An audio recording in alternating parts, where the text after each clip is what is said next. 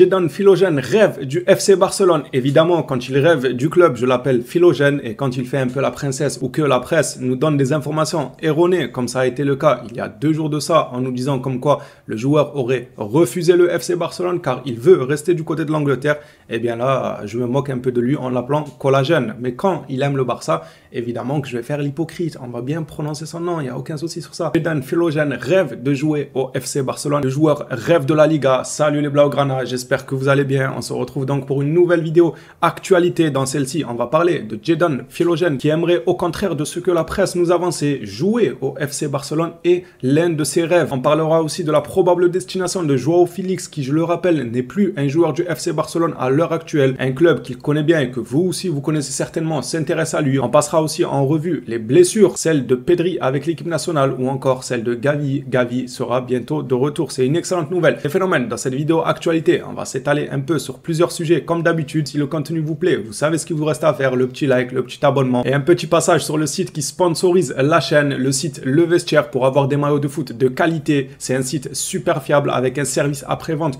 100% français. N'hésitez pas, les maillots sont de très bonne qualité pour le prix qui est déjà très bas. Allez faire un tour, vous ne serez pas déçus. Ceci dit, plongeons-nous dans l'actualité du jour. On va commencer par cette information. Toni Kroos, qui est un joueur pour moi que j'estime beaucoup. Je le disais souvent que Kroos, c'est le genre de joueur qu'en général, on ne peut pas détester. Et bien, comme quoi, on fait tous des erreurs. Hier, je l'ai détesté au vu de ce qu'il a fait à Péry. Encore, on pourrait se dire c'est le football, il y a des contacts, c'est comme ça. Mais là, que le gars sourit juste après son geste odieux, ça m'a vraiment déplu. Je me suis dit, mais à quoi il joue? Le gars, il a 45 balais. Il joue probablement son dernier match en équipe nationale. Il blesse un jeune d'une vingtaine d'années qui a encore beaucoup de choses à apprendre dans le foot et tout ce qu'il fait, c'est sourire bêtement derrière. Allez hop, dehors. Je peux même pas dire retour en Allemagne parce qu'il est déjà en Allemagne. Ils sont déjà sur place. Donc allez hop, il rentre juste dans sa maison, va te reposer, laisse les grands continuer la compétition. Et en parlant de compétition, bon déjà, je vais lire ça ensemble, mais je vais dire un petit mot sur cette fameuse compétition-là. Martinez Ferrand nous rapporte que la blessure de Pedri serait une entorse au genou pour Pedri. Il sera absent environ 1 mois. Franchement, c'est triste parce que un jour avant, Pedri en interview disait avoir amélioré son alimentation, son hygiène de vie, tout ça,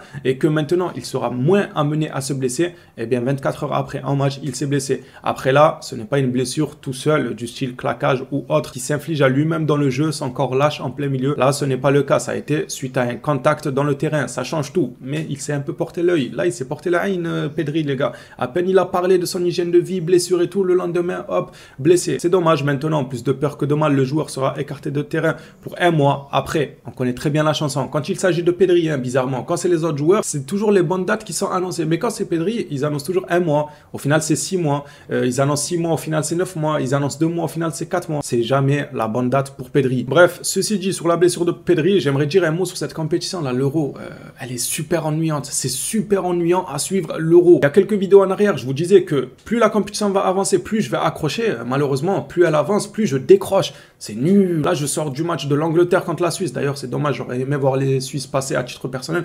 Mais c'est nul. On s'ennuie. Comment on peut appeler ça l'Euro? C'est pas l'Euro. Ça, c'est pas l'Europe, les gars. Franchement, on est passé de l'Euro au centime. C'est des centimes. C'est pas des euros, là. C'est quoi cette compétition? C'est des pièces rouges, les gars. Ça n'a aucune valeur, j'ai l'impression, cette compétition. Je parle évidemment de celle-ci, pas des compétitions passées ou du nom de la compétition en lui-même et tout. Non, ça regroupe évidemment de grandes équipes nationales, à ne pas en douter. Mais cette fois-ci, j'ai du mal à y accrocher, malheureusement. Ceci dit, passons au dossier Gavi et sa blessure. Beniyad Ashraf nous annonce que Gavi sera de retour dans le groupe dans 2 mois. Donc Pedri 1 mois, lui 2 mois. Ça sera qui dans 3 mois? Chaque mois, on fait un retour. En vrai, c'est une bonne nouvelle pour le coup. Ça veut dire, allez, 2 mois, on va estimer ça aux alentours de septembre. Ouais, fin septembre, on pourrait revoir Pedri sur les terrains de football. Ça ferait extrêmement plaisir. C'est dommage qu'il ne participe pas à l'Euro avec l'Espagne parce que autant je dis que l'Euro cette année, c'est nul, mais l'Espagne me fait plaisir. Voilà, c'est la seule équipe, je vais pas mentir, c'est la seule équipe qui me procure du plaisir à les voir jouer. La seule équipe cohérente, la seule équipe qui va de l'avant, la seule équipe qui en veut, qui montre de l'envie. Moi, j'aime beaucoup l'Espagne et ça serait largement mérité de les voir triompher lors de cet Euro. Moi, j'aimerais bien.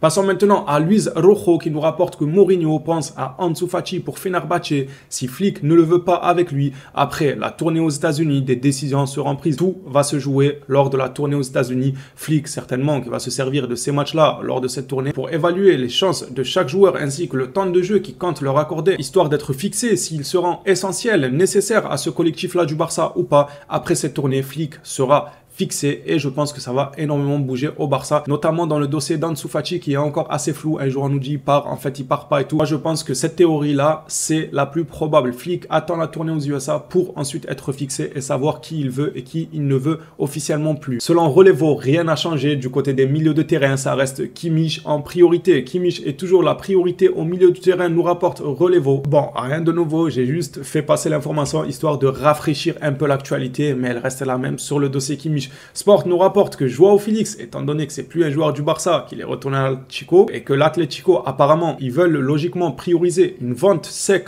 pour Joao Félix que tout le temps se le trimballer dans le dos, à le prêter, il revient, je le prête, il revient, c'est bon. Le gars, c'est un joueur de football, c'est pas un yo-yo. Je pense que le président de Madrid, s'il veut quelque chose qui paraît qui revient, je sais pas, il achète un boomerang, il achète un yo-yo. Vous avez capté le délire. Et il va pas acheter un joueur pour le prêter H24 et qui revient. Sinon, il achète un Malinois ou un Berger allemand, il lui lance des balles et il va la chercher, il revient, les gars. Avec tout le respect que j'ai pour Félix, aux dernières nouvelles, c'est pas un Malinois. Donc, c'est quoi ça? Tu l'envoies dans un club, il revient, tu l'envoies dans un autre, il revient. Le gars, il a fait Chelsea, le Barça. Là, le Barça le veut, du côté de la PL, on le veut. C'est bon, au bout d'un moment, je comprends que Madrid veut une vente, mais si jamais ça n'aboutit pas, ils seront évidemment pas contre et surtout forcés de faire un nouveau prêt prioritairement au FC Barcelone vu que c'est l'envie de Joao Félix. Joao Félix pourrait bientôt signer pour Benfica, Sport nous rapporte. L'Atlético Madrid et Benfica seraient sur le point de trouver un accord. Est-ce qu'on peut dire que c'est une masterclass de la part de Benfica? S'ils arrivent réellement à s'attacher les services de Félix, quel coup de génie pour moi, franchement ça serait monstrueux et très très louable. Passons maintenant aux informations sur Jadon Philogène, des déclarations qui vient de lui-même. Le joueur a déclaré: quand j'ai su que le Barça s'intéressait à moi, je me suis dit que ça ne pouvait pas être vrai. C'est le club de mes rêves. Bon, on s'est tous un peu dit la même chose. Qu'est-ce que le Barça va pister des joueurs de D2 anglaise qui ont déjà la vingtaine passée? On ne va pas se mentir, à première vue, on a tous dit la même chose. Après, on s'est dit oui, bon, vu la situation économique du club et tout, pourquoi pas miser sur de jeunes joueurs qui coûteraient pas forcément cher. Enfin, de jeunes joueurs en soi, si, il reste quand même jeune, qui coûteraient pas forcément cher, qu'on pourrait peut-être avoir avec un prêt comme le Barça aimerait l'avoir, y compris une option d'achat à la fin de la saison. Voilà, ça peut être des petits coups à tenter, pourquoi pas. Et si jamais il explose, eh ben on dira ils auront bien fait. Et si jamais il flop, on dira ils auront tenté. Il vaut mieux tenter que ne rien faire. Imaginons, on n'a pas Nico Williams, on n'a personne, on fait quoi? On va avec Fati, on n'est pas sûr de son rendement. On va avec Félix, pareil, on n'est pas sûr de son rendement. Le gars, soit il est dans un bon jour, soit il n'est pas. Non, je préfère quand même que le club tente quelques pistes, même si elles paraissent douteuses, même si on pourrait se poser des questions sur celles-ci. Mais si ça vient à moindre coût, faut tenter. Si ça explose, on aura gagné. Philogène a donc déclaré que c'était son rêve, le club de ses rêves était bel et bien le FC Barcelone. Et pour terminer cette vidéo actualité, on va finir par un second communiqué de Jadon Philogène qui répond aux journalistes qui lui demandent pourquoi avoir choisi la Première Ligue. Philogène répond: je n'ai pas choisi la Première Ligue, la Liga est toujours mon rêve, mais l'option la plus claire qui m'a été présentée est celle anglaise. Donc le joueur n'écarte clairement pas un départ de l'Angleterre et dit clairement qu'il aime énormément la Liga, plus principalement le FC Barcelone.